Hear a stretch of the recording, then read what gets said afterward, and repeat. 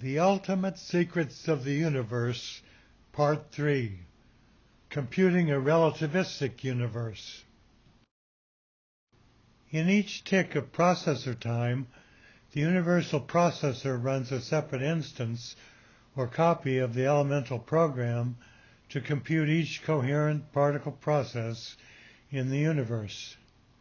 This is done in a manner that automatically creates a relativistic universe. The key principle of relativity is that everything in the universe, including us, is continually moving through the four dimensions of space-time at c, the speed of light in a vacuum. This is what we experience as our passage through clock time in the present moment.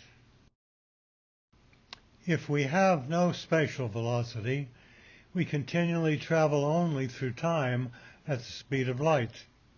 But if we have some actual spatial velocity, our velocity through time is slowed, so our total four-dimensional velocity through space-time always remains equal to c. This slowing of time is called relativistic time dilation and has been extensively verified. To compute a universe in which this is true, the processor just needs to use the same large fixed number of cycles to compute each tick of processor time for each particle process. It first uses the cycles necessary to compute the spatial velocity of each process. Then it uses any remaining cycles to compute the internal evolution of the process, which is its velocity through time. The result is that every particle process continually advances through the four dimensions of space-time at the same rate of c, whose value is set by the fixed number of cycles used to compute the total velocity of each process. The exact mechanism used is somewhat speculative, but must be similar because it works. This generates the universe we actually observe, in which all processes share the same current present moment, but each process is computed with its own local clock time rate based on its actual spatial velocity. Now, since everything in the universe continually moves at the same c velocity through the four dimensions of space-time, everything continually moves the same identical distance through space-time in every tick of processor time. This identical distance everything continually moves through space-time is the definition of the current universal present moment. To my knowledge, I'm the first to have understood and published this. This is confirmed in relativity by rewriting the standard space-time diagram equations for any two arbitrarily moving objects I and j, which says the lesser distance I and j move through time is due to the distance they traveled through space subtracted from the distance light traveled at c. Rewriting and combining says the vector sum of distances moved through time and through space of any two objects equals the distance traveled by light at c. Thus everything continuously moves the same distance through the four dimensions of space-time at c, the speed of light, which is universal.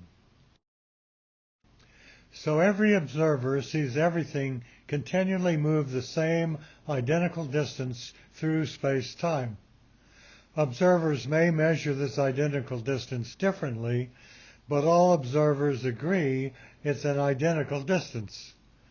This also demonstrates why the current present moment is universal and shared by all entities in the universe, contrary to what some argue.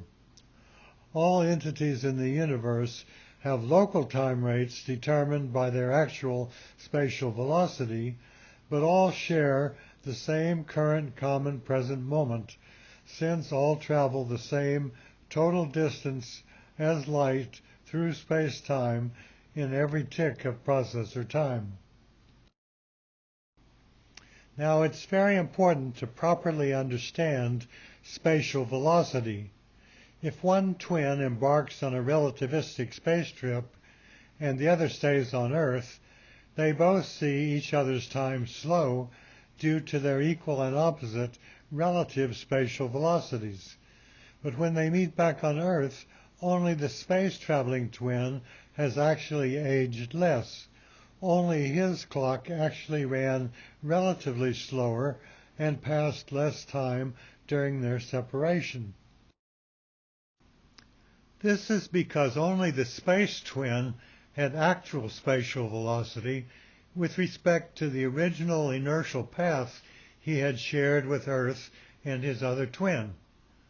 Actual, as opposed to observed, spatial velocity is velocity relative to an original inertial path, and this in turn produces actual versus observational time dilation. As John Baez of Caltech says, time dilation is caused by deviation from an inertial path. All relative motion produces observational time dilation, but only spatial velocity relative to an original inertial path produces actual time dilation. Actual time dilation is time dilation relative to an ideal clock that has never left its original inertial path. Actual time dilation is time dilation relative to an ideal clock that has never left its original inertial path, which is the average spatial velocity of the cosmic microwave background.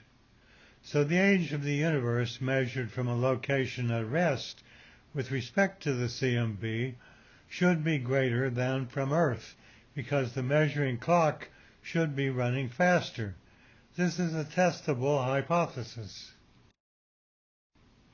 Now, the vitally important fact that is always overlooked in the twins example is that the twins reunite in the same current present moment, even though they have different clock times.